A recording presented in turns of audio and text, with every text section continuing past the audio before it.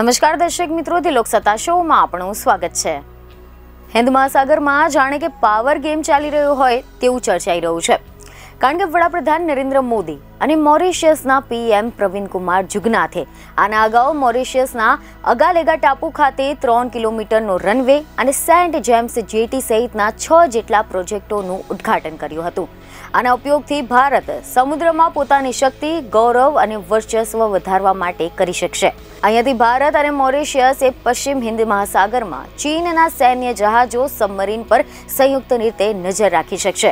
પરંતુ બીજી તરફ અગાલેગામાં થતા બાંધકામોથી ટાપુના કેટલાક રહેવાસીઓ પરેશાન થઈ ગયા છે। સમાચાર એવા મળી રહ્યા છે કે અગાઉ વર્ષ 2015માં મોરિશિયસે સમુદ્રી સુરક્ષામાં સહયોગ વધારવા માટે ભારત સાથે એક કરાર કર્યો હતો અને તેના કારણે ભારતે અહીંયા 3000 મીટરનો વિશાળ રનવે અને એક મોટી નવી જેટી બાંધી શકે છે। જો કે આ ટાપુ પર વસતા કેટલાક લોકોને ભય છે કે અહીં એક મોટું સૈન્ય મથક સ્થપાઈ જશે। સમાચાર એવા મળી રહ્યા છે કે આ અંગે રહેવાસીઓનું કહેવું છે કે ઘણા બધા વિસ્તારોને કોર્ડન કરી લેવાયા છે, ત્યાં કોઈને જવા દેવામાં આવતા નથી। તેમાં પામના વૃક્ષો ધરાવતા સફેદ રેતીના બીજ પણ સામેલ છે।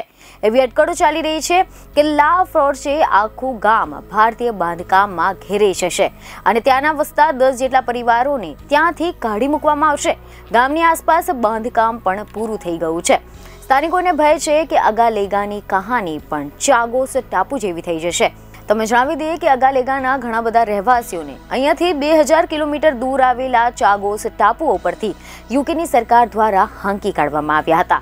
ચાગોસ ટાપુઓને યુકે સરકારે વર્ષ 1965માં બ્રિટિશ પ્રદેશ ગણાવ્યો હતો અને ત્યાંના સૌથી મોટા ટાપુ ડિએગો ગાર્સિયા પર એક કોમ્યુનિકેશન મથક બનાવવા માટે અમેરિકાને મંજૂરી આપી હતી અને ધીમે ધીમે તે સંપૂર્ણપણે સૈન્ય મથકમાં ફેરવાઈ ગયું હતું।